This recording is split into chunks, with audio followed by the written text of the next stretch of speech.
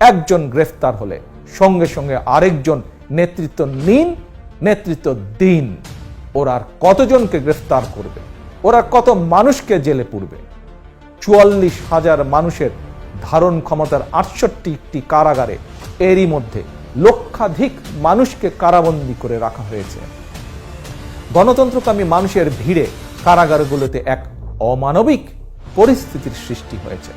যাদেরকে গণহারে গ্রেফতার করা হচ্ছে এরা কেউ গুম, খুন, অপহরণ কিংবা চুরি, ডাকাতি বা কোনো অপরাধের সাথে তারা জড়িত নয়। তাহলে কেন এই অবৈধ গ্রেফতার? আমি স্বৈরাচার, ভোট ডাকাত, মাফিয়া সরকারকে হুঁশিয়ার করে বলতে চাই, এভাবে গণগ্রেফতারের পরিণতি ভালো হবে না।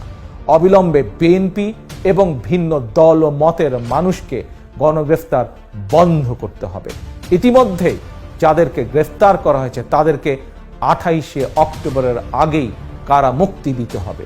অন্যথায় কারাবন্দী এই মানুষেরাই আগামী 28শে অক্টোবর দেশের 68টি কারাগার থেকে একযোগে গণতন্ত্র মুক্তির আওয়াজ তুলতে বাধ্য হবে।